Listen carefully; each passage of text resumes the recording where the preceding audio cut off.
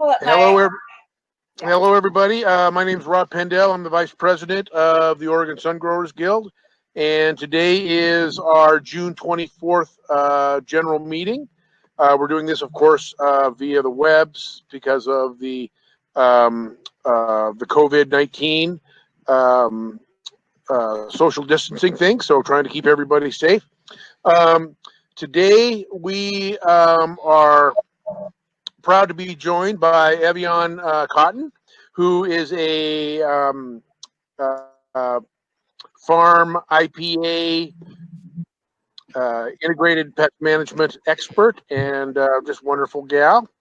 So without any further ado, she's going to talk to us for a little while about the concepts and ideas about integrated pest management in a cannabis farm.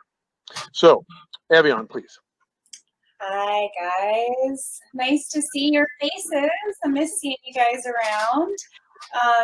So yeah, my name is Eviane Ita Coton. I am, well, I've done a lot of things, but I have been working in farming for quite a while now, and I am, a history of education with children in gardening, and I'm a certified permaculture instructor. And I am currently, and for the past 4 years, I have been running a Tier 2 recreational cannabis license with some wonderful people, Ebb and Flow Farms and Ashland Productions. And then I'm also the assistant director of Cascade Hemp Collective. And so we do a lot of scaled hemp production. And I oversee lots of plants, and I work with lots of clients, across Oregon and then in other states. And we have nursery operations and, just a lot of plants, essentially. So I've had a lot of plants under my care and just, work with a crew. So those are kind of part of what I've been working on. And then I also do consulting and have taught at Hemp University and been honored to teach with the Sungrowers Guild and other just platforms here in Oregon. And I love pest management, so that's kind of one of my favorite things to do. And I'm just going to take a moment and share my screen with you guys. Let's see here. I care about this as a new crop, and this is a new crop that's being grown at scale. In Oregon last year, we grew just an insane amount of hemp across the state, and now we have home gardeners growing cannabis. We have large-scale hemp agriculture. We have also the recreational market, and in my opinion, it's really important that we keep on top of this because pests can, vector diseases. And in the past couple years, I have seen more pests on cannabis in general than I've ever seen historically with cannabis. So I feel like there's a slight ramping up, and that we have to be really careful with resistance and these other pieces. So, I really appreciate integrated pest management because it's a proactive approach.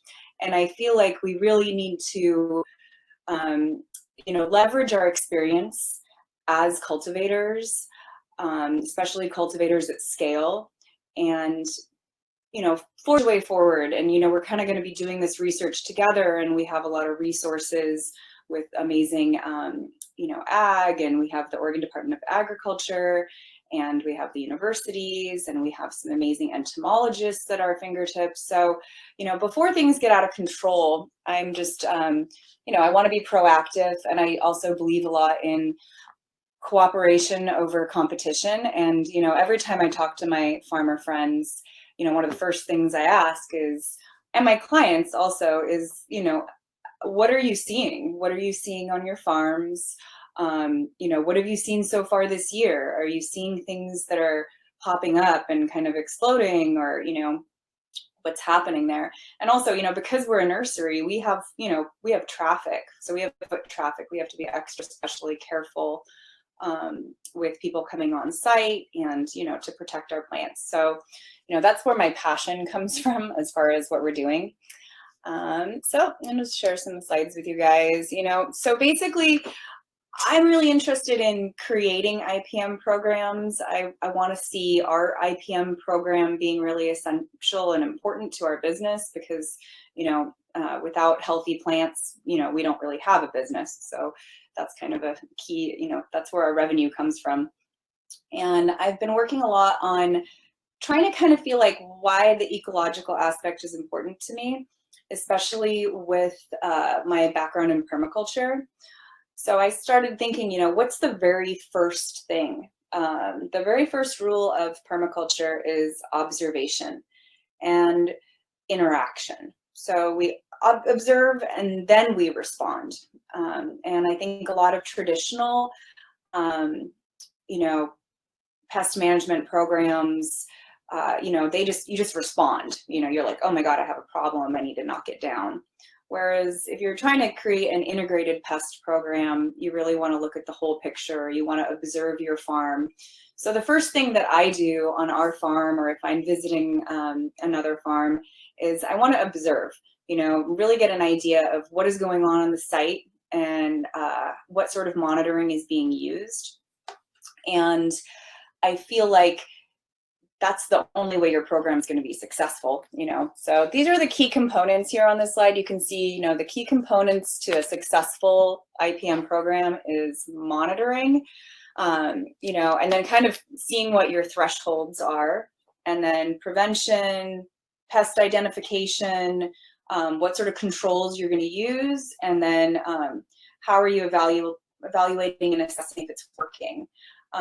So for me, you know, as far as monitoring goes, one of the first things I'll do in the garden is observe what sort of beneficial insects I'm seeing coming in. You know, if you're seeing a lot of ladybugs, generally there's a reason. You know, they're probably there because you have aphids. And I've seen more ladybugs just naturally without introducing them in the past couple seasons on cannabis than I've ever seen before historically. So they're definitely, you know, that's a key observation tactic right there, is you're going to look and see what's coming in and eating off of your plants. So, you know, also you could do a lot of trapping and, you know, using traps and monitoring, looking at what sort of vegetation you have on your site, checking for damage, all of those pieces. And then part of what we'll do is assess the thresholds, like how much pest pressure are we going to tolerate before we treat it? You know, is it actually an infestation? Is it worth putting energy towards, you know, taking action? So figuring out your action levels, like what you have tolerance for and where are your thresholds, and then you can kind of apply your management strategies to that. So I'm a big believer in prevention, and I believe that, you know, preventing a major problem is half the battle. So, you know, using tactics like regular scouting is a huge piece, and I'll kind of go more in detail into that in a little while. And then also pest identification. In Oregon on cannabis in the past couple years, we've seen at least 4 or 5 different types of aphids. I have some photos and some slides we can get to later. You know, the ODA has sent out bulletins on identification and the problems with aphids that we've been having. Let's see. So pest. Okay, I'm going to go ahead and mute myself again and turn my camera off to save bandwidth. Well, I appreciate it, and thank you guys for your patience. So let's see, where were we? Yay! Integrated pest management, everybody's favorite topic, plants covered in pests. No, just kidding. Well, let's see here. So where were we? I think we were talking about identification and the different controls that we could use. So, and you can see here, this is the slide that I was going through. You know, when you're creating an IPM program, these are kind of the key components that you want to go through: your monitoring, your action levels, your prevention, pest ID, and the controls that you're going to choose to use. You know, what you're going to do physically, biologically, what sort of biocontrols you're going to use, and what sort of applications you're going to use. to reduce your pest problems. And I think, it's really important to evaluate and make sure that you're successful. I think something that's important for me, and I've always choose to remember in my integrated pest management strategies, is that, the pests are pretty much always there, whether you know it or not. And that's why scouting is so important. So this was another one. This is, to me, is the first rule of permaculture, and then also in the first rule of integrated pest management is to observe and interact. Be observant and then respond. Don't just dive into trying to respond to the problem, because I think that even if you have a solid plan for your integrated pest management, if you execute it poorly, it can cause more damage to the plants than if you just went ahead and, really, took slow steps to resolve things. So, really learning the signs and symptoms of a pest infestation is really important. And learning the specific ways that you can treat each pest and these different things takes time and research. And we're really blessed within our cannabis community in Oregon, where so many people have already done a lot of that work. So talking to people about what works and what doesn't work, because things stop working and there can be resistance, and that's a whole other problem. So actually, I'm gonna go back really quick. So, the other most important part, and I feel like the goal of IPM, is to really, you're looking at long term. It's not necessarily always the quickest solutions, because you don't want, a lot of the quick solutions can be devastating to the, environment, ecosystems, and just being proactive and understanding that, some of these things might take a little bit more time to work also. So let's see, I'm gonna go back here. Let's see. I want to talk about a couple of, one of my favorite things as far as slow solutions in integrative pest management, is to work on your banker plants and getting your beneficial habitat set up on your farm or your location, wherever you're working. There's a lot of plants that really work in conjunction. I'm a big fan of polyculture and not monocropping, even when you're operating at scale. I think it's really important to grow a diversity of different plants. Yes, we're all here, we're cannabinoid farmers, and that's what we're doing. But the reality is that, if we're just growing one plant, that we're going to cause more problems than we're solving, I think, in the long run. Eviane, may I ask a question? Yes, sir, please. So with the banker plants, what is the proximity to the actual cannabis plants that you need to have these banker plants planted? Well, it depends on, it depends on if you're outside or if you are operating in a greenhouse. So there's differences. I'm a big fan of, planting things, not super close together. You can see here in some of these pictures that there's, there's closeness that happens. And I think that that's good. But also, I feel like when you're doing banker plants specifically to try and increase beneficial, beneficial insect populations, there's a lot of different techniques. And I think that, I've been following some amazing entomologists like Suzanne Wainwright, the bug lady. I follow her and really appreciate a lot of her information. And one of the things I feel like she had reiterated was the importance of having the right banker plants for the right beneficials. And, there's not a ton of research on a lot of this stuff also. So basically we're figuring that out. The beneficials that I like in our greenhouses, we've been experimenting with alyssum. And as far as proximity goes, what we realized is maybe hanging baskets in the greenhouses aren't going to be the best, because the petals of the alyssum will fall onto the flowers. But the alyssum around the edges of the greenhouse creates a really nice habitat for plants. So, maybe there's pots at the edges of the greenhouse, or if you're doing beds in the greenhouse, you have, some plants interspersed underneath amongst the cannabis. That can work really well. And then if you're doing larger scale outside, I feel like you really need, it's those margins and edges. That's where I like to keep the banker plants, and also trap plants, kind of on the edges, basically. I'm a big fan of edges and margins. So excellent. Thank you very much. That's very helpful. Yeah, feel free. Also, I'm totally game to just have a conversation if that's, anytime you guys want to jump in. I'm a big fan of just this conversation. I feel like it's fun, and we're all learning together, and there's so much research that needs to be done.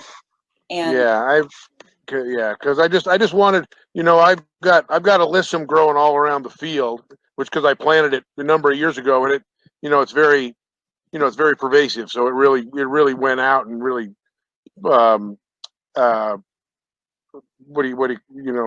grew very well.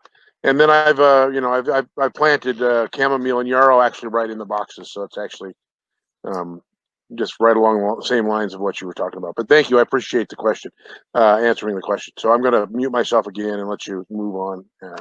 Thank you. Well, I appreciate it. I'd be curious to see, what is, what's living in your beneficials that you've planted and have been there for a while. So, Well, the reason I planted the psyllium was because I use Andersoni predator mites, and the gentleman that I got them from says that the alyssum is a very, very good nectar producing plant that the Andersoni really like. So, and of course, Andersoni is very effective in dealing with hemp russet mites and the broad mite. So that's why I use them.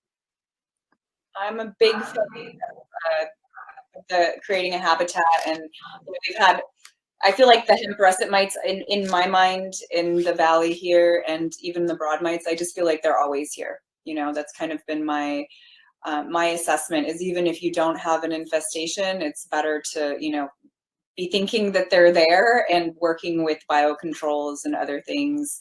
And if it's a little tricky, because I think also at some point it's better to just also, before you release beneficials, making sure that you're scoping really thoroughly and that you don't have a problem already, because Right. Everything I understand about, biocontrols is that if the problem is already out of hand, beneficials may not be the best bet.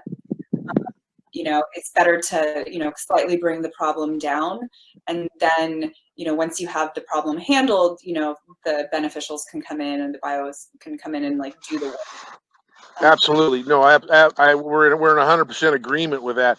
My strategy is to create a very hostile environment for the pests, in the very beginning, and create that environment. So when the pests arrive, which inevitably they're going to, the environment is already very hostile for them. And so it's kind of almost getting out in front of it. That's kind of my perspective on it.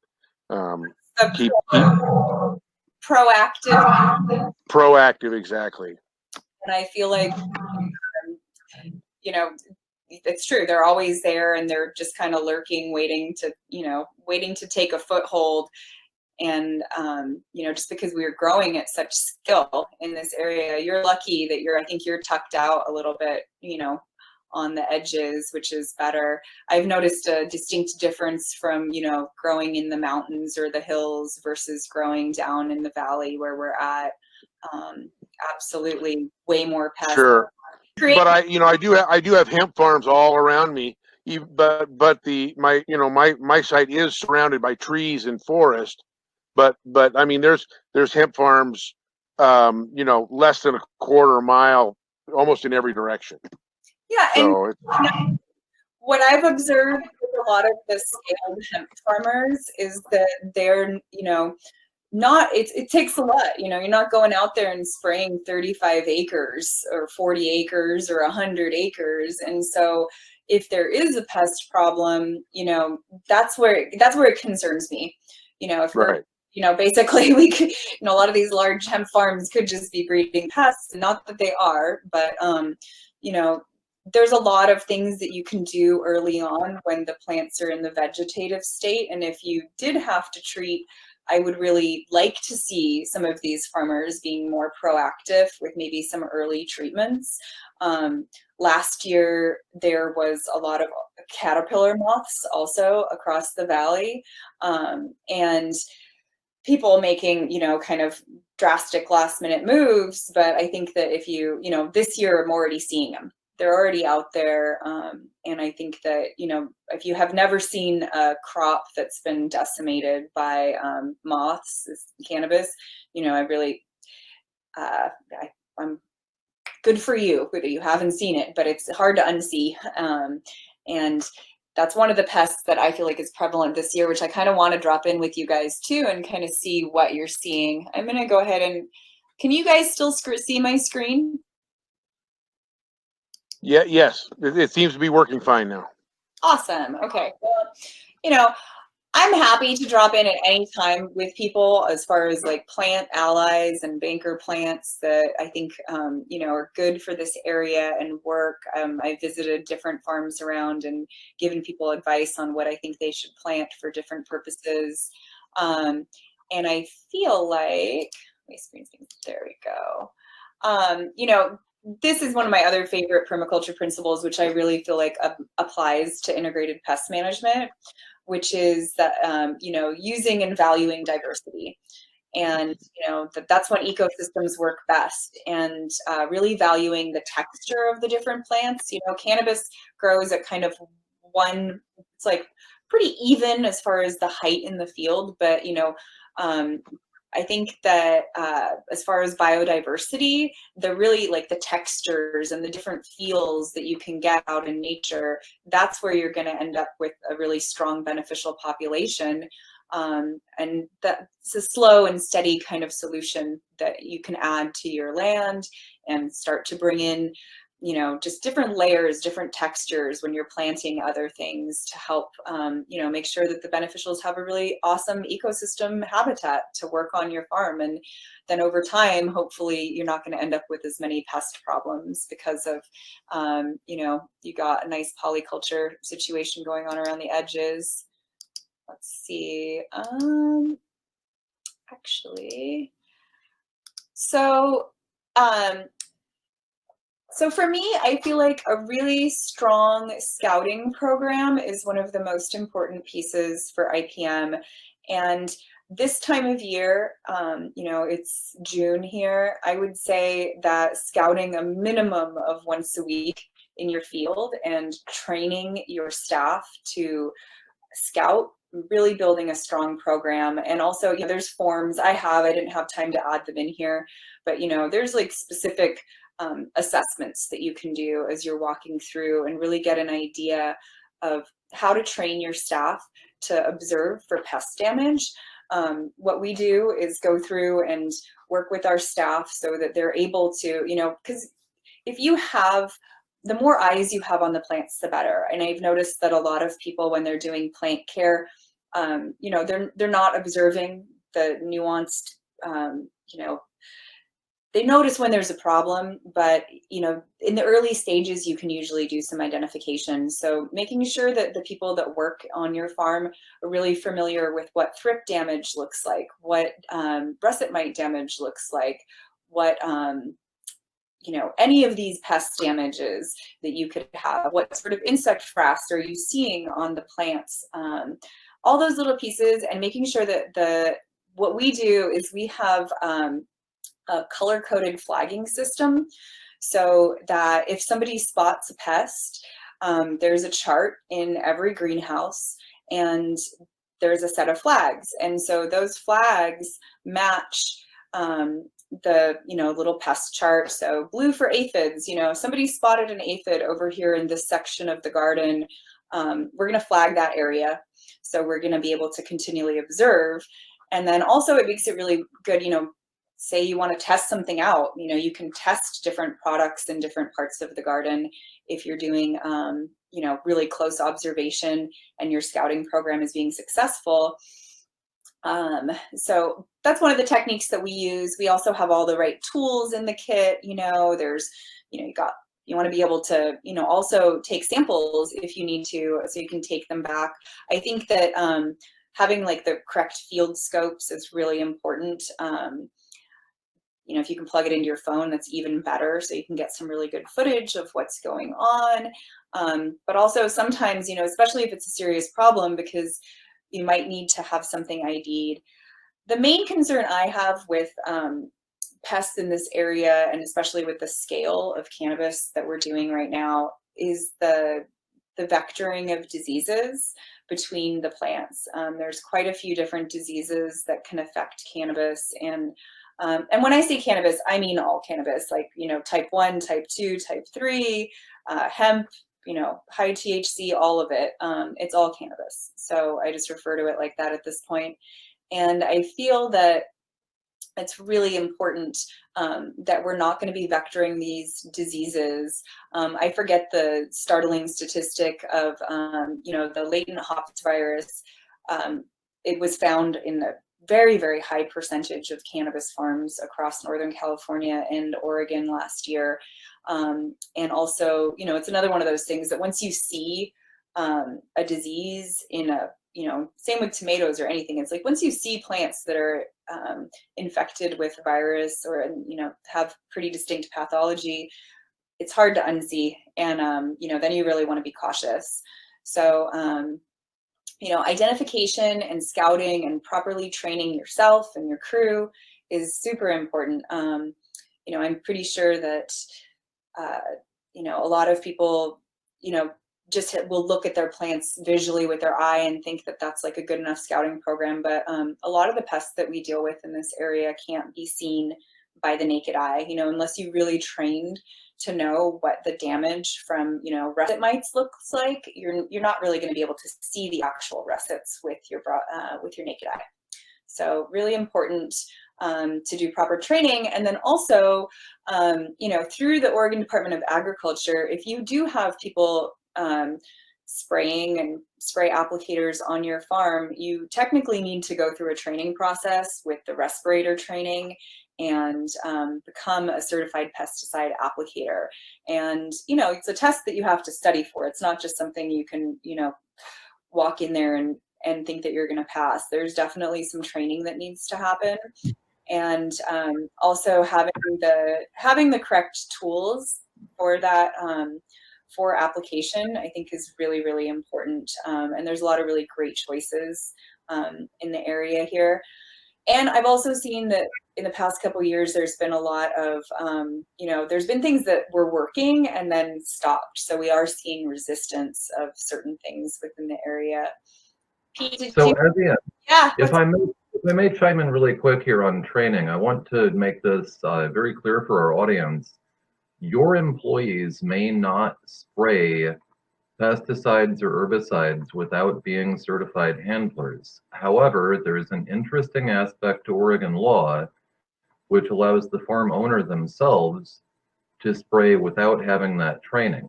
That being said, the fact that you as the owner are allowed to get away with spraying without that training does not mean that you should not have it.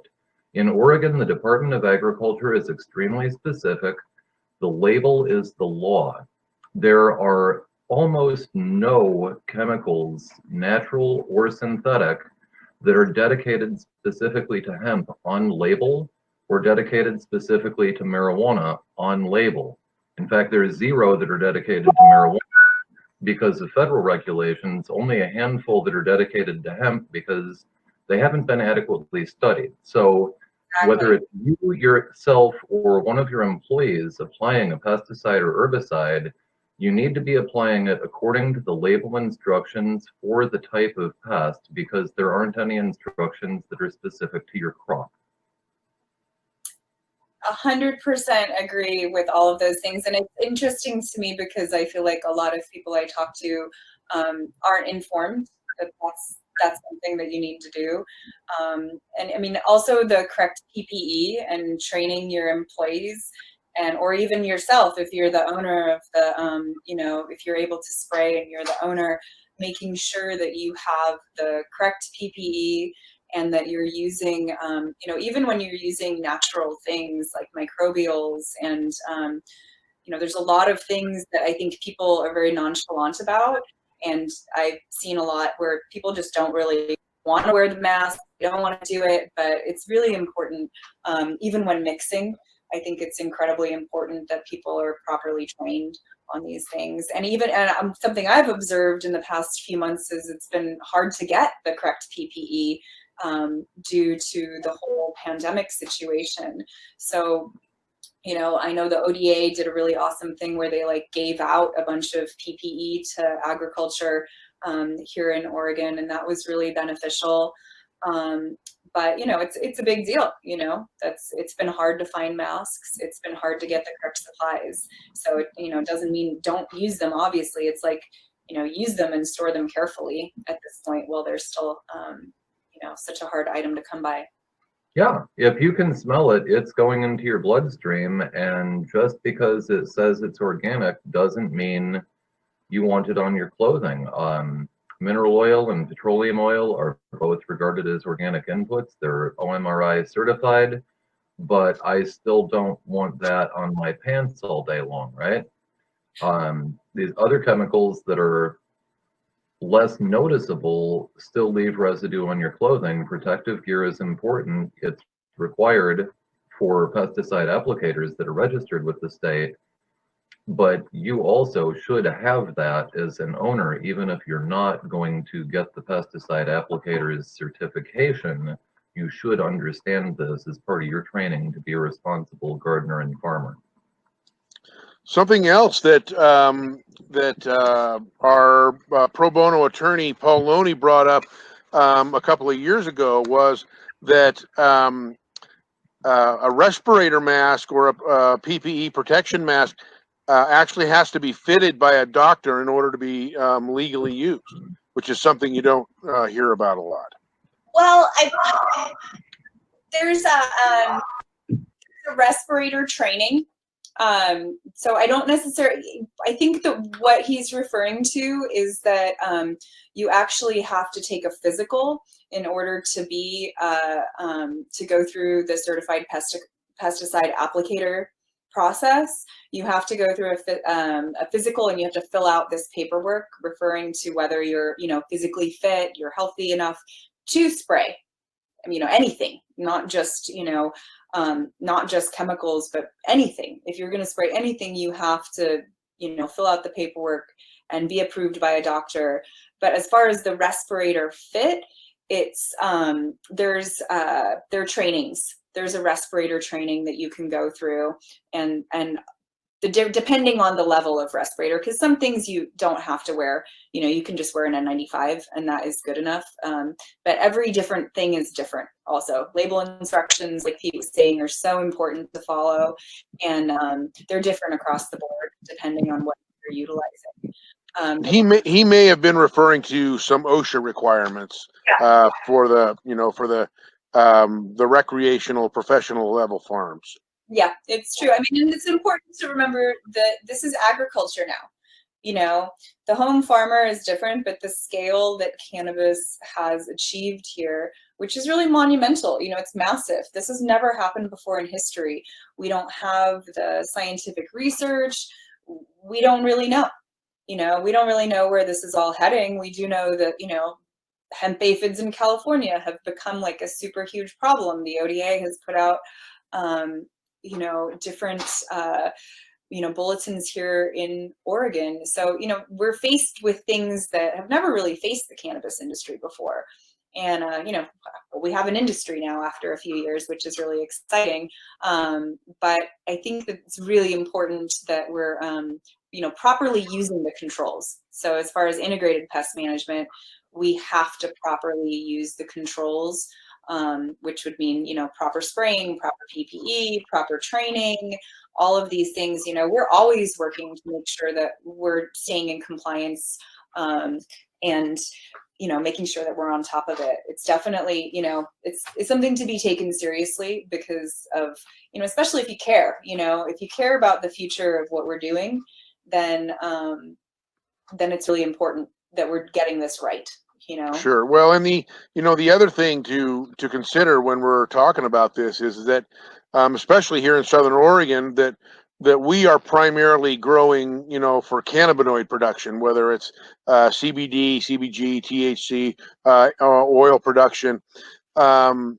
So this is a whole new realm of cannabis production, because cannabis production historically has always been just fiber and seed, and they've been growing a lot of that. But if all you're growing for is just stalks and seeds, you don't need to take, the plant doesn't need to be as healthy to produce fiber as it does to be able to produce high quality cannabinoids and oil. So that's another thing that was very new about this industry that we're doing, that doesn't really apply to the sort of the historical cultivation of hemp and cannabis. Yeah, and the historical pests that affected hemp are different. Also, they dealt with a lot of like the Eurasian boring beetles and things like that. Like there's a lot of boring bugs that would attack the fiber hemp. So it's now we have a whole new set of issues to deal with. And Eurasian borer, it's a problem, and it has been a problem historically. So we're going to see what happens. This is also a new thing. And so working with the resources that we have, like with the Ag Extension, we have great resources and they want us to be successful.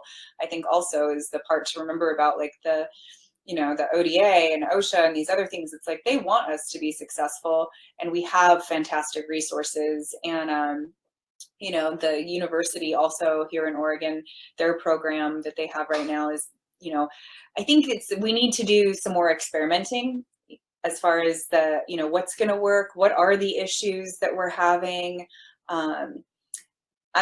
I'm hopeful. I'm a big fan of citizen science, so that we can, as a community, work together to kind of be like, hey, we have a problem with this, I care that my neighbor's crop doesn't get infested because I don't want it to come over and infest my crop, So I'm like, hey, are you guys having issues? What's going on?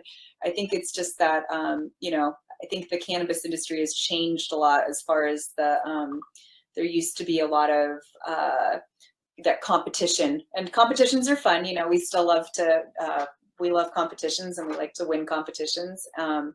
But also I feel that it's really important to remember that now there's this cooperation, and if we cooperate together and we can do some of this research together and move forward and get the science, because there's been prohibition for so long that we don't really there's no research, the data is just not there.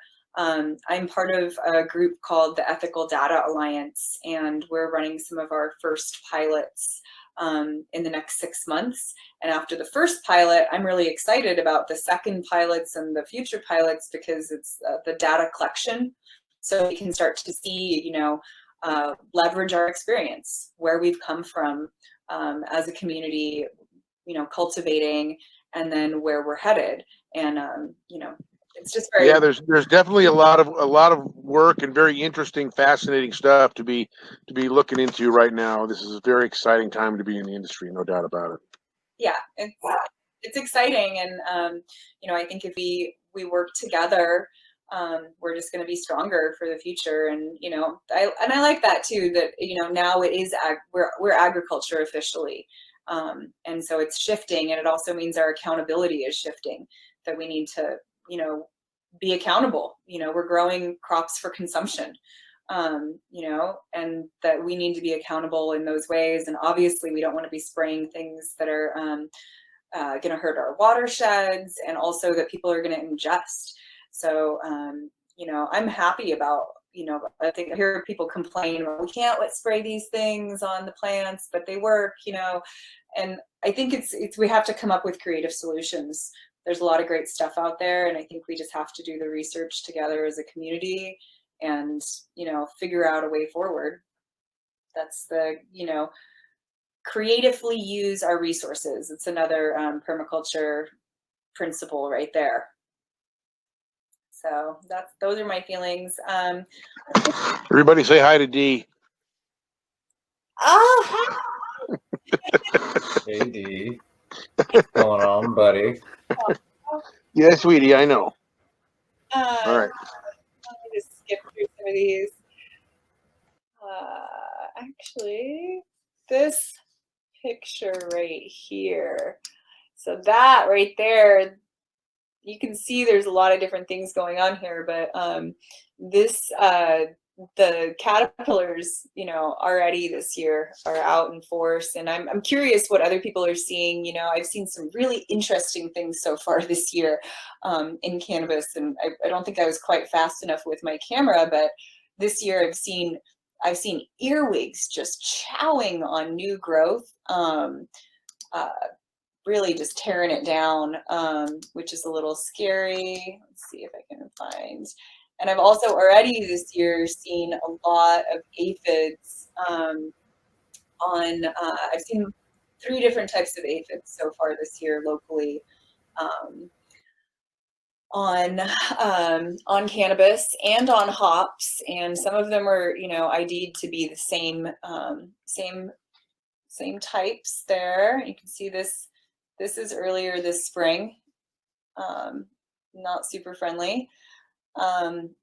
Yeah, and you know, there's always the usual suspects also. We're seeing a lot of the usual suspects just kind of floating around in Oregon this year. How about you guys? Have you guys been seeing anything specific so far this year?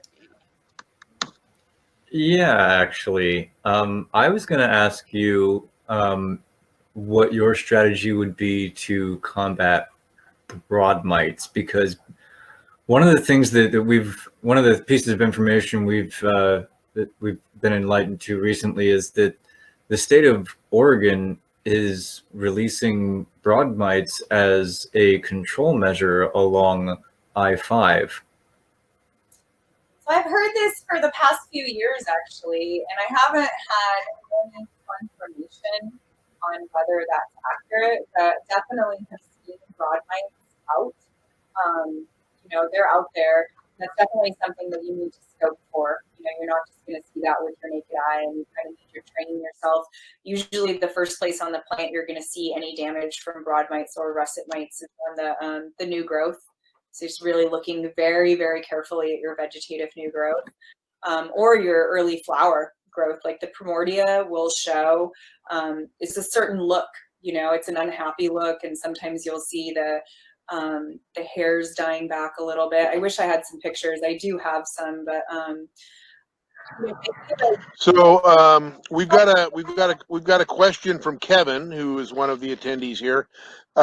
His question is, do hemp aphids hatch underground or on the plant?